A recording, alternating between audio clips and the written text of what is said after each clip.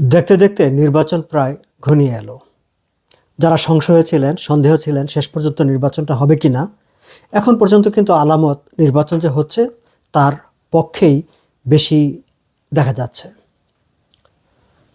নির্বাচনকে সামনে রেখে রাজনীতির মাঠে, ভোটের মাঠে, আলোচনায়, সমালোচনায় সব কিছুতে আওয়ামী লীগ আছে, বিএনপি আছে। ইন্টারেস্টিংলি খেয়াল করে দেখবেন যে এর বাইরে অন্য কোনো রাজনৈতিক শক্তি, অন্য কোনো রাজনৈতিক দল কিন্তু সেই অর্থে আলোচনায় ঠিক জায়গা করে নিতে পারেনি। এই যে বামপন্থী রাজনৈতিক সংগঠনগুলো ছিল বা আছে, যারা আন্দোলন সংগ্রামেও ছিল, এই যে ভোটের মাঠে তারাও তো প্রার্থীতা নির্বাচনে তারা অংশগ্রহণ করছে, তারা কিন্তু সেই অর্থে মানে আলাদা করে যে একটা আলোচনায় আসা বা আলোচনা তৈরি করা সেটি করতে পারেনি। জাতীয় পার্টি নির্বাচনে অংশগ্রহণ করছে জি এম কাদেরের নেতৃত্বে, তারা কি আলোচনায় এসেছে? না। ঘুরে ফিরে দেখবেন আলোচনায় জামাত, বিএনপি, বলতে গেলে যে পুরো পলিটিক্যাল যে স্পেকট্রামটা সেটা এই দুটি দলই এখন মোরলেস নিয়ন্ত্রণ করে রেখেছে। আওয়ামী লীগের প্রসঙ্গ আসলে হয়তো যারা আপনারা বলবেন যে হ্যাঁ, আওয়ামী লীগকে তো সরকার আওয়ামী লীগের কার্যক্রম বন্ধ করে রেখেছে, তার প্রচারণা করতে দিচ্ছেন না। That's true. দেশীয় রাজনীতিতে মানে দেশের মিডিয়ায়, দেশের ভিতরে এটি নিষিদ্ধ আছে। কিন্তু এর বাইরে দল হিসাবে আওয়ামী লীগের ভূমিকা কী? আওয়ামী লীগের কার্যক্রম কোথায়? আওয়ামী লীগের কথাবার্তা কোথায়? সোশ্যাল মিডিয়াতে অনেকেই কথাবার্তা বলছেন তারা আওয়ামী লীগ না। এমনকি গতকালকে কলকাতার একটি অনুষ্ঠানে সজীব ওয়াজেদ জয় নির্বাচন নিয়ে কথাবার্তা বলেছেন। সজীব ওয়াজেদ জয়ের বক্তব্যকেও কিন্তু আমি আওয়ামী লীগের বক্তব্য হিসেবে ধরি না, কারণ তিনি ঘোষিতভাবে আওয়ামী লীগের প্রতিনিধি নন। আপনি যে আওয়ামী লীগের কথা বলেন, আমি মনে করি না যে সজীব ওয়াজেদ জয় যে কথাটি বলছেন সেটি আওয়ামী লীগের কথা। কাজেই সামগ্রিকভাবে বলতে গেলে যে আওয়ামী লীগ নিজেও রাজনীতির মাঠ থেকে নিজেদেরকে অনুপস্থিত রেখেছে, কিংবা গত 18 মাস সময় আওয়ামী লীগ সেই অর্থে রাজনীতির মাঠের দলগতভাবে নিজেদেরকে উপস্থাপন করতে পারেনি। এখন তাহলে কি হবে? 12 ফেব্রুয়ারি ইলেকশন হবে, ইলেকশনের পরে কি আওয়ামী লীগ হারিয়ে যাবে? আওয়ামী লীগের অস্তিত্বকে বিলীন হয়ে যাবে? এই প্রশ্নটি অনেকে করেন। যারা আওয়ামী লীগের বিরোধী তারা তো বলেন যে আওয়ামী লীগ ইজ গন, আওয়ামী লীগ আর ফিরে আসবে না। কিন্তু আমরা, ঠিক আছে, আমরা তাদের কথা, আমরা যারা আওয়ামী লীগ সমর্থন করেন বা আওয়ামী লীগ করেন তাদের কথা বাদ দিই। ইন্টারন্যাশনাল ফোর্সগুলো বা ইন্টারন্যাশনাল থিঙ্ক ট্যাঙ্ক যারা, তারা কী ভাবেন? গতকালকেই ইন্টারন্যাশনাল ক্রাইসিস গ্রুপ বলে একটা আন্তর্জাতিক থিঙ্ক ট্যাঙ্ক গ্রুপ আছে, আপনারা এই নামটির সঙ্গে পরিচিত। আওয়ামী লীগের শাসনামলেও তাদের বিভিন্ন বক্তব্য বিভিন্ন সময় প্রকাশিত হয়েছে। গত 1.5 বছরেও বিভিন্ন সময় তাদের বেশ একাধিক বক্তব্য প্রচারিত হয়েছে এবং ঢাকায় এগুলো নিয়ে বেশ আলাপ আলোচনা হয়েছে। সোমবার তাদের একটি অ্যানালাইসিস প্রকাশিত হয়েছে। গত 1.5 বছরের মানে 18 মাসের অন্তর্বর্তী সরকারের শাসন ব্যবস্থা, তার আগের প্রসঙ্গ এসেছে, শেখ হাসিনার শাসন আমলের প্রসঙ্গ এসেছে, সামনের নির্বাচন এবং নির্বাচন পরবর্তী যে সরকারটি বিজয় হয়ে দেশ শাসনের দায়িত্বভার নেবে তার সামনে যে চ্যালেঞ্জ, সেই চ্যালেঞ্জগুলো নিয়ে এই রিপোর্টে কথা বলেছে। খুব ডাউস একটা রিপোর্টটিতে অ্যানালাইসিস করেছেন ইন্টারন্যাশনাল ক্রাইসিস গ্রুপ যে আইসিসি, তার মিয়ানমার এবং বাংলাদেশ বিষয়ক যে কনসালটেন্ট বিশেষজ্ঞ থমাস কেন। সেইখানে আওয়ামী লীগের প্রসঙ্গ এসেছে।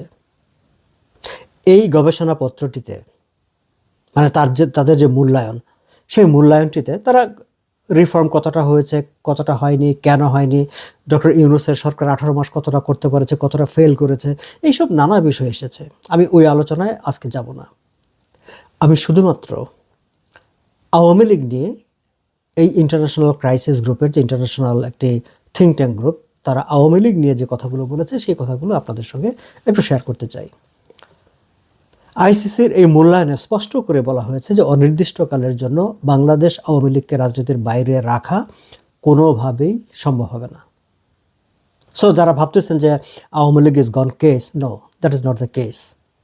কারণ ইন্টারন্যাশনাল ক্রাইসিস গ্রুপ, আন্তর্জাতিক থিঙ্ক ট্যাঙ্ক, তারাও মনে করতেছে যে আওয়ামী লীগকে অনির্দিষ্টকালের জন্য, ইনডেফিনিট টাইমের জন্য আপনাদেরকে রাজনীতি থেকে দূরে সরায় রাখবেন, সব কিছু বন্ধ করে রাখবেন, দ্যাট উইল নট হ্যাপেন, সেটা সম্ভব না।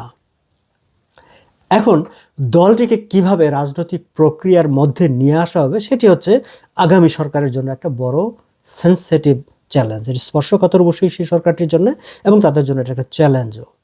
তার মানে হচ্ছে যে নির্বাচিত হয়ে যে সরকারটি আসবে, দায়িত্ব গ্রহণ করবে, তাকে আওয়ামী লীগকে রাজনীতির মাঠে নিয়ে আসতেই হবে, হু এভার ইট মে বি, সেটি জামাতে ইসলামী হোক কিংবা বিএনপি হোক, যেই নির্বাচনে বিজয় হয়ে আসুক না কেন।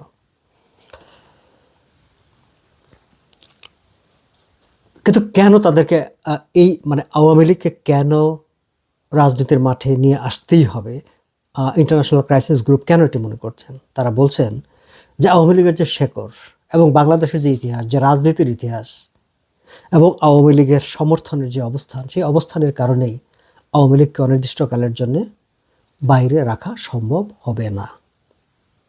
তবে তারা আর কতগুলো কথা বলছেন যে হ্যাঁ, এখানে কতগুলো বিষয় আসবে যে আওয়ামী লীগকে কী প্রক্রিয়ায় রাজনীতির মাঠে নিয়ে আসা হবে, এবং নিয়ে আসার ক্ষেত্রে হয়তোবা বিভিন্ন মেজর যে পলিটিক্যাল পার্টিগুলো আছে আর আদার ইনস্টিটিউশনগুলো আছে, তাদের মধ্যে এক ধরনের একটা সমঝোতায় পৌঁছতে হবে। এখন সেই সমঝোতায় পৌঁছার টার্মস অ্যান্ড কন্ডিশন কী হবে, কোন কোন বিষয়ের উপর ভিত্তি করে আওয়ামী লীগকে রাজনীতির মাঠে নিয়ে আসা হবে, সেটি তাদের মধ্যে আলাপ আলোচনা করে ঠিক করতে হবে। আইসিসি মনে করে যে 2024 সালের জুলাই মাসের আন্দোলনে যে হতাহতের ঘটনা ঘটেছে, সেটি নিয়ে আওয়ামী লীগের পক্ষ থেকে অন্তত পক্ষে একটা অনুশোচনামূলক বক্তব্য, সেটির জন্য তাদের মধ্যে যে এক ধরনের অনুতাপ আছে বা তাদের ব্যর্থতা স্বীকার করার ব্যাপার আছে, এটি একটি বিষয় হয়ে দাঁড়াবে, যেটা আওয়ামী লীগ এখন পর্যন্ত তারা কোনো ধরনের মানে আইসিসির ভাষ্য অনুসারে আওয়ামী লীগ কোনো ধরনের তার জন্য অনুতপ্ত হয়নি বা অনুতাপ প্রকাশ করেনি। আওয়ামী লীগের পক্ষ থেকে আবার এটি নিয়ে ডিফারেন্ট ব্যাখ্যা আছে। আওয়ামী লীগের পক্ষ থেকে পুরোটাই যে এটি একটি জঙ্গি হামলা বা জঙ্গিরাই কাজ করেছে সেভাবে মানে উড়িয়ে দেওয়ার একটা চেষ্টা করা হয়, কিন্তু আমার কাছে মনে হয় যে এই দুটার মাঝখানে একটা জায়গা আছে। একটি আন্দোলন দমনের ক্ষেত্রে, একটি আন্দোলন মোকাবেলার ক্ষেত্রে আওয়ামী লীগের ভূমিকায় আওয়ামী লীগ ব্যর্থতা ছিল, ভুল ছিল। সেই ব্যর্থতা এবং ভুল স্বীকার করার মধ্যে কোনো দোষ আছে বলে আমি মনে করি না, বরং সেটি অবশ্যই যে কোনো একটি প্র্যাগম্যাটিক পলিটিক্যাল পার্টি তার রাজনৈতিক সিদ্ধান্তে যেখানে ভুল থাকে সেটি তারা স্বীকার করে তারা সামনে এগিয়ে যায়। আমি এই কথা বলছি না যে তাদেরকে সব হত্যাকাণ্ডের দায় দায়িত্ব নিতে হবে, নো, সেটা আমি বলছি না।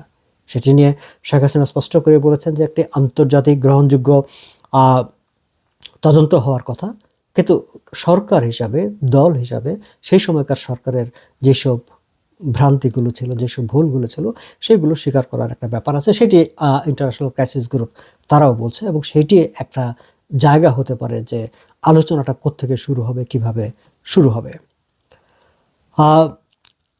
একই সঙ্গে তারা বলছে যে ভারত এবং অন্যান্য আন্তর্জাতিক গোষ্ঠীগুলো, আন্তর্জাতিক সম্প্রদায় বা অন্য দেশগুলো এই ক্ষেত্রে একটা ভূমিকা পালন করতে পারে, যে আওয়ামী লীগ এবং নতুন যে সরকার তাদের সঙ্গে একটা আলোচনা শুরু করে দেওয়া কিংবা একটা সমঝোতার একটা সেতু বন্ধন তৈরি করা, সেই ভূমিকাটা তারাও করতে পারে।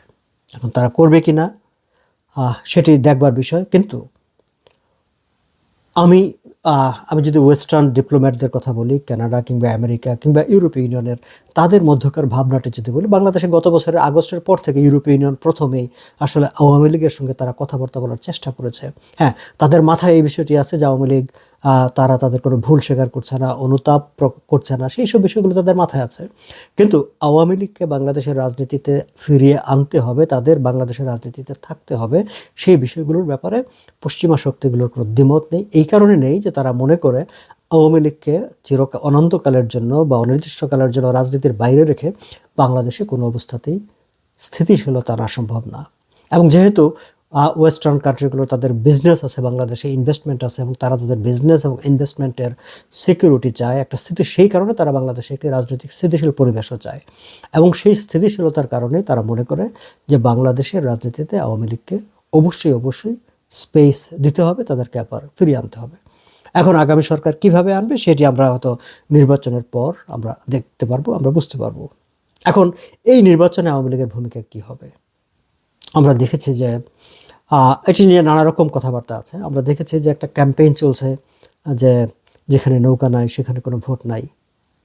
আবার এই আলোচনাটাও আছে যে যেহেতু আওয়ামী লীগ একটি রাজনৈতিক দল, আওয়ামী লীগের যদি রাজনৈতিকভাবে সিদ্ধান্ত নেয় তাহলে আওয়ামী লীগ আনুষ্ঠানিকভাবে নির্বাচন বর্জনের কোনো ডাক দেয়নি, দলীয়ভাবে যেহেতু দলীয়ভাবে নির্বাচন বর্জনের ডাক দেয়নি, ফলে অনলাইনের কথাবার্তা কিংবা সজীব ওয়াজেদের জয়ের কথাবার্তাকেই আওয়ামী লীগের বক্তব্য হিসাবে যে সবাই গ্রহণ করবেন সেটা নাও হতে পারে।